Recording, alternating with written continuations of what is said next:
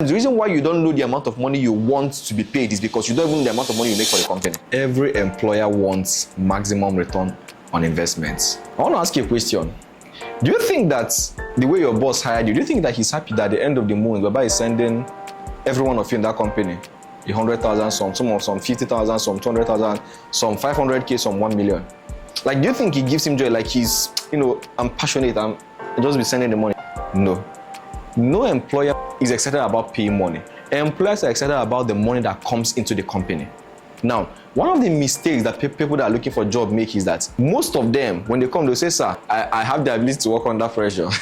Employers are not looking for your CV. They're not looking for your ability to work under pressure. What they're looking for is who can make money for them. Even banks want who can make money for them. The aim of every business is profit. If I'm hiring you in my company right now, and you are able to show me how you can make 10 million, there's nothing there you're demanding 2 million naira from me as a salary. The reason why you don't know the amount of money you want to be paid is because you don't even know the amount of money you make for the company. The very first basic thing you must understand as an employee or as someone seeking for a job is that every company is there to make profits. Show me how you can make money for my company and watch yourself get hired. That's number one fact. There is no employer that wants to hire you. What they want to hire is what you can fix. That brings me to number 2 reason of the 10 ways employers think. Now, employers are not looking for who just wants to work. They're looking for who can solve problems. There was a job interview that was brought open. There were different applicants, right? A couple of persons were like saying, oh, okay, I want to apply for this job. I want this job, see my CV, I've done this, I've done that. But one guy said this. The guy was like, what are these guys even doing? The guy went to their app, the app of the company that wants to hire them. I was like, this is wrong, this is wrong, this is wrong. Now, he brought out the problem and brought out a solution. You didn't need to tell the employers that this is who we need. Some of you come to a job thinking you want money or that you just want to get hired because of hiring sake because you want to do a 9 to 5. There is how valuable you're going to be to a company that they can't even lay you off. Like, if they're laying every other person off, they're asking you, please, when can you start? I'll not forget a story one guy told me of how they all went for a job interview, right? And they said that they were there, this thing where you're going to wear the suit now, you're like, we have come here in the name of Jesus. They were all there waiting. Then he wore the suit and then he was sitting at the door. They called the first guy's name, he was not around. And now called the second person now went inside, you get. So in his mind, it was like, oh yeah, because that guy was wearing corporate. He was already on suit. The next thing, they now called the third guy, and the third guy just rushed in. Oh, sorry. And the guy was even just wore the jacket. Then they even helped him dress the collar. And the one they called his name, and he was just cleaning his sweat. In his mind, he was like, who is this irresponsible young man? Like, just see the time when they come. Guess what, guys? He said that when the guy entered the office and came out, the one that was started, that just came back and just wore his clothes on the spot, entered the office and came out. They told all of them, sorry, the job is, we've gotten who we are looking for, you all can go. Baba said he broke down, he was like, I don't like what I hate, He couldn't believe because he was like, this guy just came down and you are, oh God, look, can't you see my Gucci suit that I borrowed from my brother? Now, it was a technical role. Only for the company to find out that particular guy was the same service they wanted them to offer. The guy was doing that same service for a big company. In fact, they were begging the guy 6 million per year, please. See, we are passionate, we need you. The guy said no, it's 10 million. That was the extent to which the guy was needed. You must be the person that can see the problems of the company. When you are applying for a role, for instance, you're applying for a customer service role, what is the breaking? Like, what's the flow? Like, what is breaking? What are you coming to solve? What are you coming to fix? Don't stay from where you are and think, okay, I'm just coming out because I'm a passionate person. No, you can't be passionate about the job. No employer is passionate about paying you salaries. No, they're passionate about seeing their problem solved and making money. If you don't understand this, you can't get a job and you can't really lead a company that has high prospects. That is how the internet works today. Why do you think you see people on LinkedIn get hired? Really, because most of them will come and show you, I grew this company's revenue from this to that. And they show you how they did it. The how is what employers are interested in. I heard Elon Musk say something. He said that one question he asked every person that applies for an interview is this. He asked them, can you tell me the biggest challenge you've had and how you were able to overcome it? Elon Musk said that listening to them say this, you can literally tell this is why or this is how this guy thinks. So I can see how you think, I can see what you can do, I can see how much you can take my company to just by the way you think. And how I can know how you think is by seeing how you solve problems. So guys, the best way, or the second reason why employers think, is that they want people who can solve problems. If you can solve a problem today, you can walk into a company and get hired tomorrow. But if you don't learn how to solve a problem, I'm sorry, you're going to be an unemployed Nigerian youth. When you walk into a job interview, if you can remove the fears of the employer, you've removed the reason why they're going to tell you no. I want to give you one secret that every employer knows. You're aware that every single employer is afraid or scared of a bad hire. Okay, let's say I have a media company, right? And my company has cameras, right? Are you aware that if I hire you as a photographer, as a videographer, and mistakenly, because you were just trying to call your babe, but you now forgot that you are holding my camera, and they fell on the ground, do you know that that loss is not on you first? I know most times they'll tell you to pay, they can even take you to police, but most times you may not even have the money as an employer that just started new. You don't even have the 4.5 million naira to buy the camera and use it, right? So even if I arrest you, you can't give me the money. A good percentage of the loss comes to me. I'm going to share with you a story. Some years ago, I was working with one of my bosses, and then I just held his camera like this, like just casually on the hand. He was not like, what's going on? He now turned back. I was like, Jesus, now the camera I hold like that. Now he now told us that, and last time we all started laughing. He now told me that, he has gotten an emotional attachment to the camera, that if you hold the camera anyhow, he knows. Please, just wear it on your neck. Wear it on your neck. I remember when I was learning photography, one of the things they told me is, number one rule of handling a camera is, you see that neck, just wear it on your neck.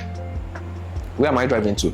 Every employer is afraid of hiring a bad hire. That means that every single mistake you make, employers are scared of it. So the question is, can you make the employer feel safe in your interview? That means, example, if the employer is thinking of, what if this thing does not work? Okay, if we give this company this contract, or if I give this guy this job, what if he doesn't come to work? Okay, what if he takes my laptop home and doesn't come back with it tomorrow? What if, because guys, they've had lots of experience. If you're an employer, you're going to know that Jesus is not easy. I mean, it's not easy. You know what managing human beings are? It's like one of the most difficult things to do on earth. So, can you make the employer feel safe? Okay, so how about I just work during the day and I keep the laptop. Then I don't need to go with it, no problem. I can complete the rest of the things at home. Then I come the next day and I continue using the laptop. What happens is that you just give that guy a mindset, okay, of how to feel safe, right? Of how not to be afraid. That is one of the biggest reasons why employers don't hire some person. So learn this secret today, that every employer wants to feel safe. Remove the reason to say no and watch yourself get hired. Don't ever negotiate your price if they've not become addicted to your value. One of the mistakes most people that are looking for a job make is the fact that you just enter, I'm like, they pay me 300k. This one has to be anything, let's see, 450. The moment price becomes, you enter an interview, right? And the first thing you are looking at is the price, how you can get a higher money without selling your value to them first. You've lost the job. Or you have literally undersold yourself. One of the very most important things people that are looking for a job fail to understand is that every employer wants who can give value to them. They want who can bring value to their company, right? So if you're able to show these guys how much of a value you can make, and one of the most important values you can show to a company, guys, watch this and watch carefully, is this. Two things. Number one is how to save money, how to make money. That simple. If I can show you how to save 2.5 million naira every single year, like I'm sure you are, okay, if I let me say every single month, I'm sure that your company runs this, right? And I know that I've seen the experience. I've seen how that you guys use gas every single month, and I've seen that you guys, I know the structure of how you guys can save 2.5 million naira every single month. I can boldly request you to pay me 1 million naira.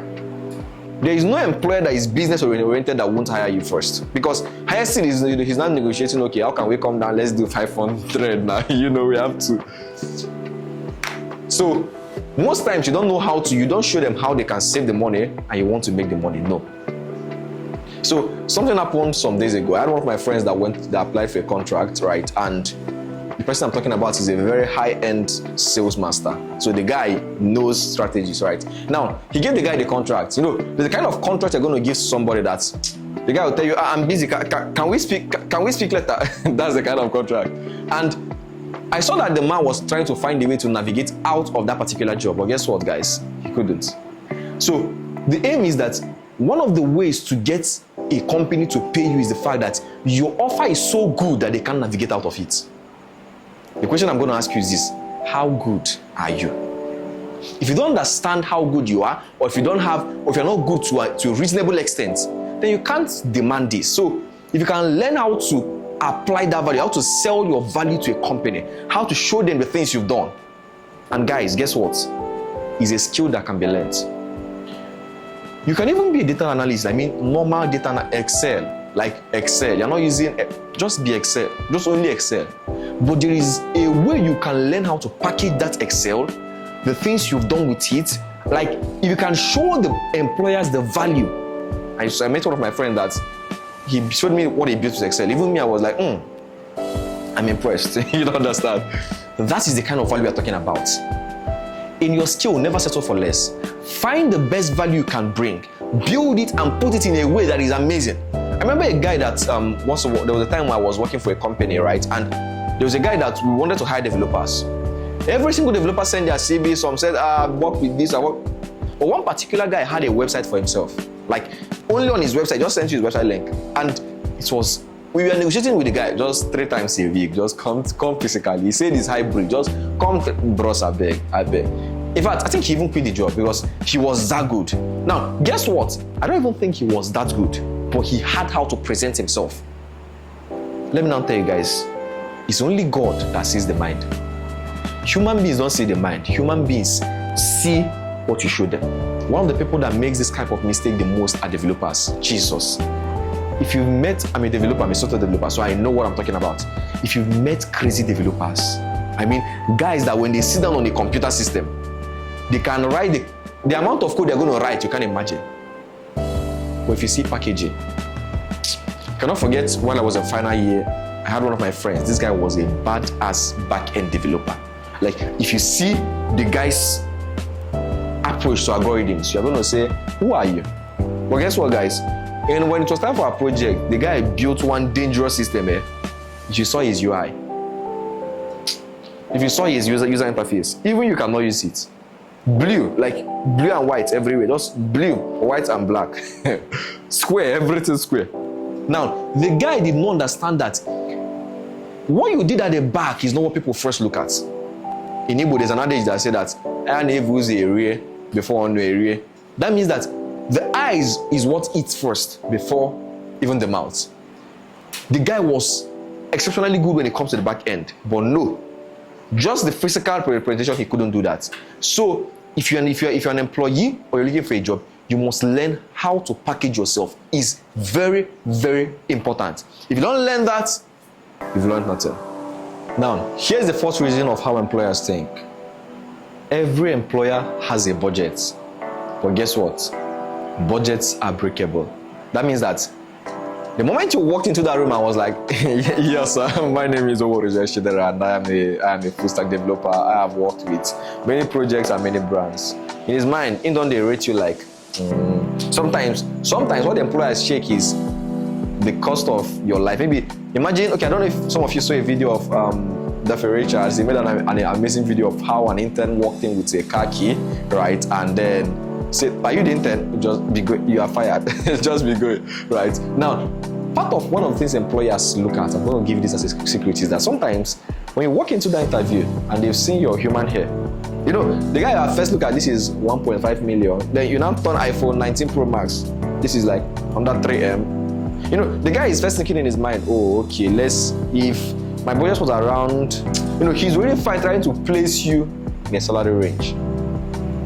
And when you now mention the companies you worked for before and other things, he's trying to place you in a salary range. Now, that's not squarely the price, right? That's not fully what he's going to say, but sometimes the impression you give them tells them that this is what this person can contain, or this is the amount of money this person can contain. right? But the truth there is that your skills must be commensurate to that value. If you want to come with an iPhone and two Lexus Jeeps and you don't know how to do the job, and you can't solve the problems, and you can't do the things I've told you to do, they're not paying you. But I'm going to negotiate 100k, 50k. Just can we pay 50k? Let's be coming up. Do you understand? So every employer has a budget, but the budget can be broken by the value that you offer. If you don't learn that, you're going to make a whole lot of mistakes. So understand that today, that your value has to increase beyond the budget you're coming to ask the employer to pay you, okay? I've always said this, that certificates are a proof that you've learned. Portfolios are a proof that you've worked. And results are a proof that you've delivered. If you don't understand the difference between having a certificate and having a portfolio, you are having a very huge gap. One of the things every employer is looking for is not who has learned, no. And some of them would love to see who has done some things, okay? That's something. But one of the most important things is the results of the things you've done. I've seen a mistake most young people are making. Are you aware that down to being an SUG is too much? Down to being a class rep is too much. Down to being a course rep is too much. Down to being a group leader in your group is something worth adding to your portfolio.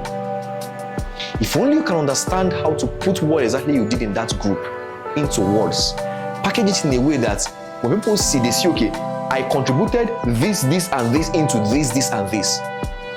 Guys, guess what? You're going to have immense results.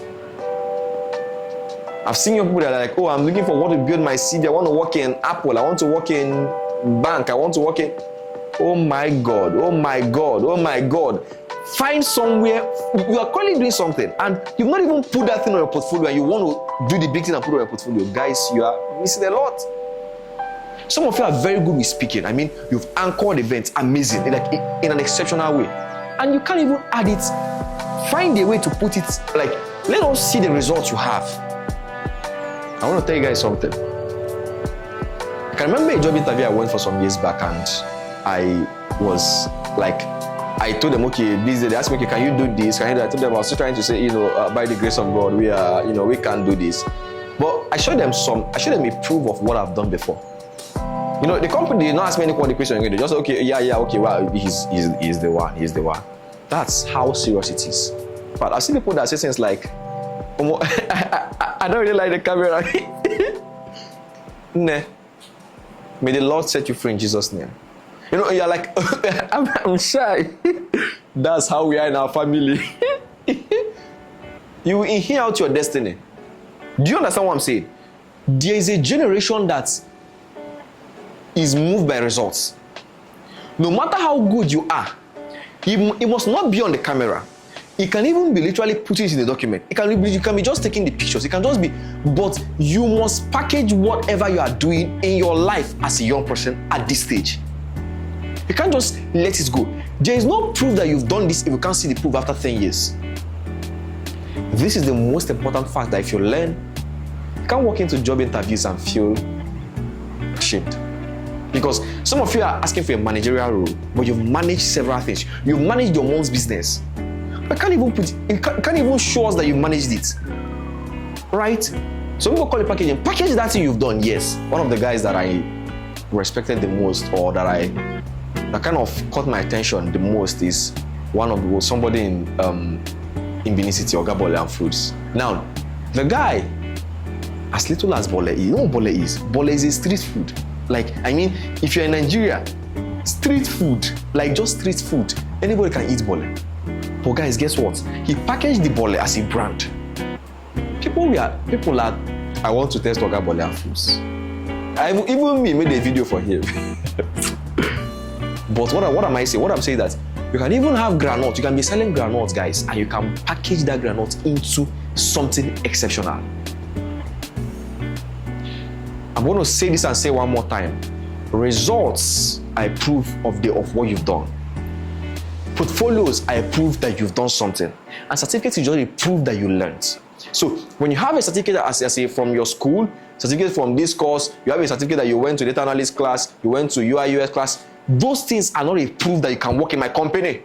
Don't you understand? Because you're handling with real clients. You're not going to come to my company and start on the job. You must have done some things, and I've seen that you've done some things. Don't you get that fact? My God. So you must have a proof, guys. So one of the ways employers think is that learn to show them proof. They want to see results. They want to see proofs. And if you understand that, you've understood a huge gap between your unemployment and having a job. Do you know that nobody wants you to fail first for the first time in their space? No employer wants you to fail first for the first time in his company. They want you to go outside there, fail, finish, and then come and work for them. Employers are people who need social proof. That means that they want to see the result of what you've done before. There's this thing that happens most times when you are applying for a job. You know, you can walk into a room and like, yeah, I am from the great OAU, I am from the great UNN, great Nigeria students. You can come into an office and say, you know, I went to University of. But are you aware that the moment someone comes and say, yeah, I just came from Cambridge and I did my master's in the University of London, of East London, and then there's a way your mind is shifting. You know, if you had, I wanted to be paying this guy 400k or 200k, you know, by the time he said I just came from Cambridge, you know, something will be happening to you. Let's increase the money. That's how employers think. Why am I driving to the fact that most employers want you to have proven yourself outside before coming to meet them. They don't want you to they don't want you to fail first in their field. I'm going to remember, I won't forget the story of a man. This story was recorded in our Daily Manner ODM manual. The guy, I think he failed. The guy was working in a big engineering firm or one of these big companies, and he made a mistake. I mean, an employee made a mistake that cost the company $100,000. I mean, it was a huge loss. Guess what? You know, there's a kind of mistake you make. You know, you don't need to tell your boss, sir, so you just come with your resignation letter. You know, there are two things involved. You are either resigning or you are saying, God, please, may police stop waiting for me at the gates, because you know that what you've done deserves being arrested. But the guy made that's the kind of mistake that guy made. Guess what, guys? When this guy was coming to work the next day, he came with his resignation letter and said, sir, I'm resigning. Thank you so much for all you've done. No, the man told him, I think you're not really mentally okay. Do you need a psychiatric to work with you or something? You are sure you are in your good senses? But like, I don't understand what this man is talking. He said, oh, you made a mistake that cost you $100,000. That means that you've learned how not to lose $100,000 for this company again. And you want to go and apply this same knowledge somewhere else. Yeah, where that most times, now this one is to employers. Sometimes employers think that the mistakes you make is the reason why they should let you go. Sometimes those mistakes are why they should keep you. But I'm not saying you have seen somebody that is intentionally making foolish mistakes and you don't be keeping him there. Okay, he will spoil more of your things. Do you understand? But then there must be a wisdom of when to keep people. There must be a time where you can say, okay, these guys are what's staying here, right? That is one of the ways employers think. So employers think from the perspective that, have this guy made mistakes outside? Oh, has he learned his lesson? Okay, that means that if he comes here, he won't. Okay, I think I understand. Yeah, let me give you a secret. Do you know when you come to an employer, let me assume that you're applying for the role of a social media management work, or you're applying for the role of maybe a social media manager. Let's just use that as a basic example. And you're like, sir, are you aware that there's a way you're going to post there's a way you're going to post consistently, right? Or there's how to post and your account gets bad. Do you know? You start explaining to the man. You can even tell the man, one of the first clients I worked for, I knew how I used it, and then his account was blocked by Instagram, it was disabled, his two accounts were disabled, and then this was how I navigated out of the problem. He now saw, oh, I see, okay. You showed him again.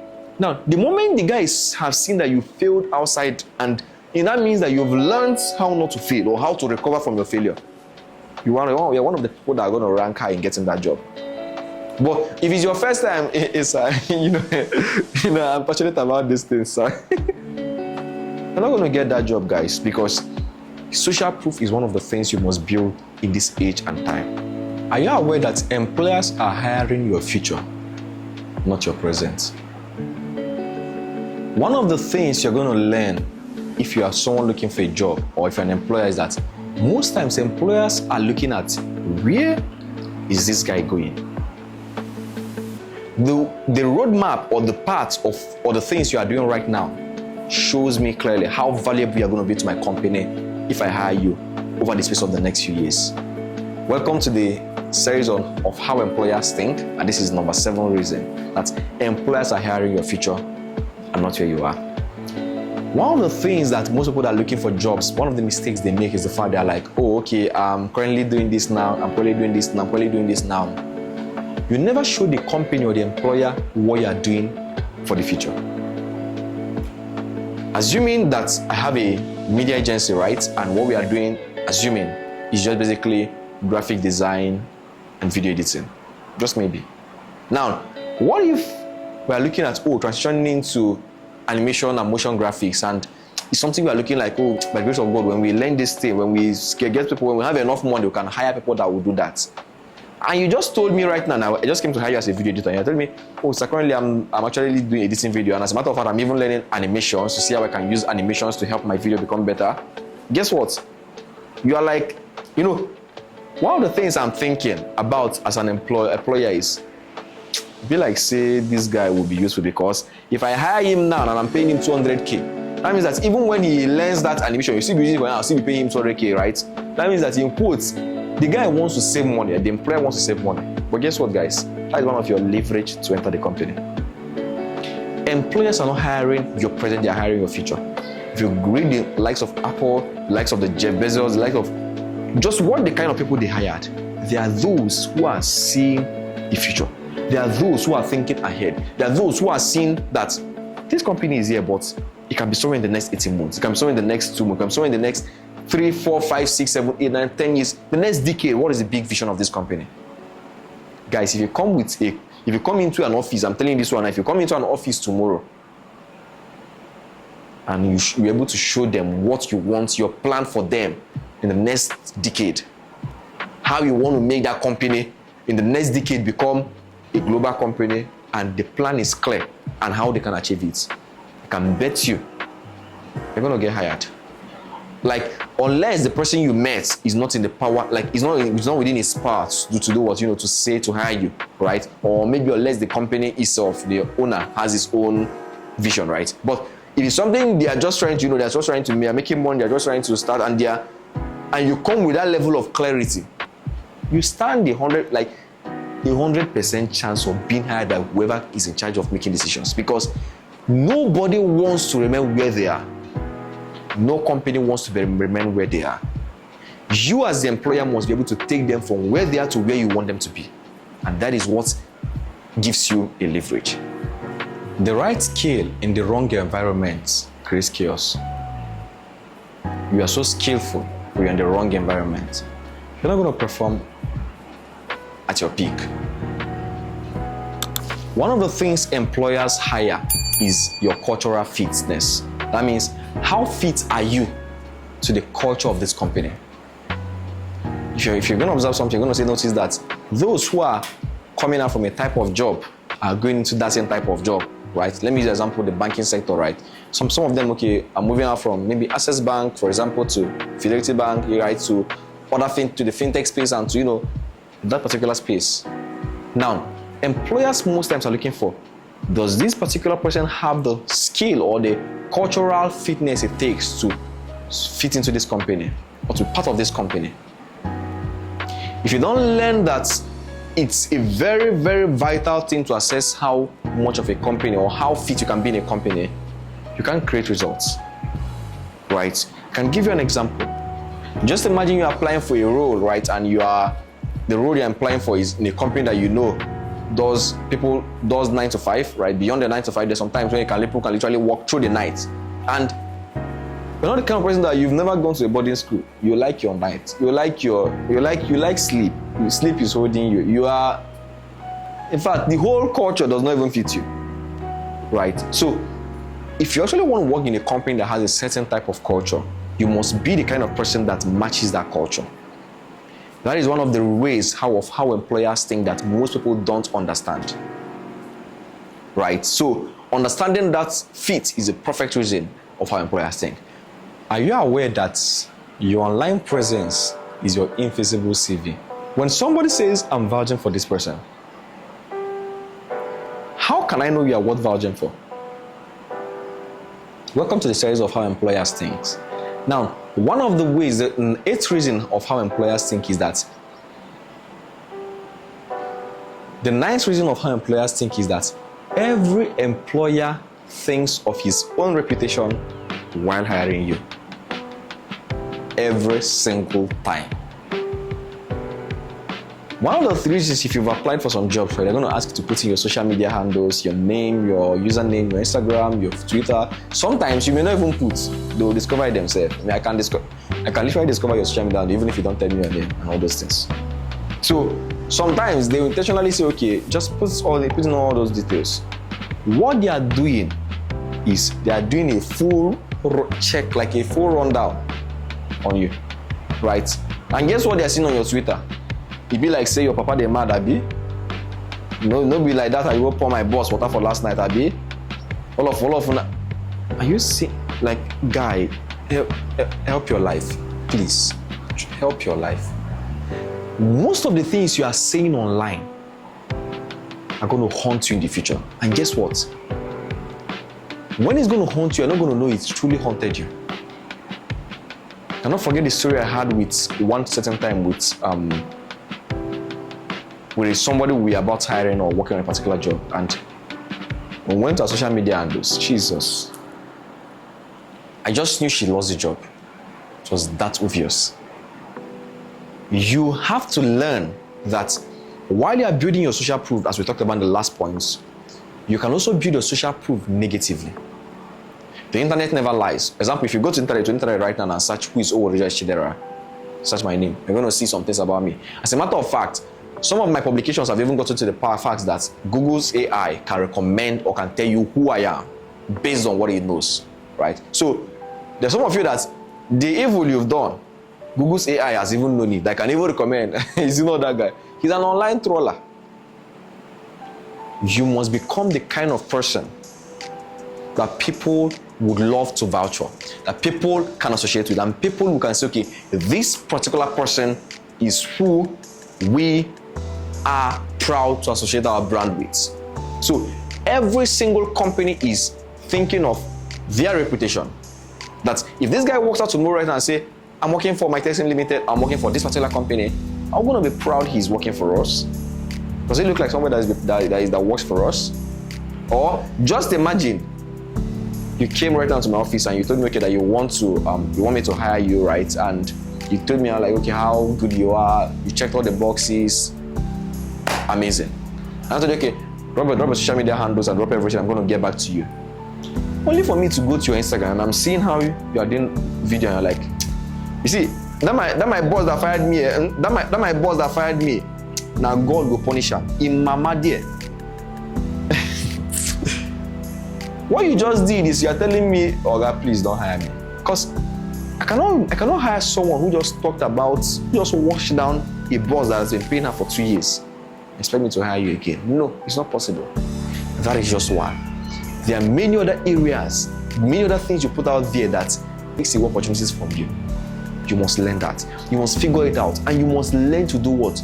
To break that particular breach and build your online CV as if you are building your physical CV. Whenever we are bringing out tools and want to hire people, we're not looking for a dummy. We're looking for who can think. One of the biggest questions I've gotten most of the times is, how do I know AI cannot replace me? I want to give you guys a story. I heard that, you know the way everybody's saying that cloud code and AI is going to make a lot of people lose jobs, right? And one of the people that are losing their jobs right now is our software developers. I just heard from one of my friends that Cloud Anthropic as a company is hiring about 700 senior developers. They hired over 700. Now, this particular their tool, the cloud code is firing developers and you are hiring. Can you explain that to us? One of the things you're going to learn is the fact that people are not looking for those who have the skill, who just have the skills. They are looking for those who can think without being told. Now, one of the ways I know AI cannot replace you is the fact that you can see a problem, plan it out, and solve it. Most times, it's not about the thing you are, it's not about the skill you have. It's about how can you think. Now, every employer wants who can think. There's no employer that wants that when it comes to work, you're not telling you, oh, Nkechi, hey, you have not drawn accounts for today, draw the account down. Or a customer comes to review, I'm like, oh, this is so bad, I don't, and you're like, oh, sorry, wait, let me call my boss. Hey, don't vex, this is our boss thing, we have to call him. You're calling the boss, like, Jesus. Like, one of the issues I have with some businesses is the fact that even when the boss is not in Nigeria, we are calling him on phone. Sometimes I'm like, let's stop disturbing him. Can we just stop disturbing him, please? Like, that's how he's on my mind. If you've not built your business to the point where you can literally stay off and it still works, there are two things involved. It's either you've not hired the right people that can think, or you've not given them the ability to think, or you've not given them the right to make decisions of their own. I know definitely there are going to be guardrails, right, to the extent of which they can't go beyond, and but one of the ways employers know who to hire in a job interview is who can think of their own. Those who have the ability to make decisions. Those who, even when they are sick or when they are not available, can still run this company and make things move as though the boss was there. If you can learn that skill, the skill of making decisions, seeing problems, solving the problems you saw, you've just learned an invaluable skill.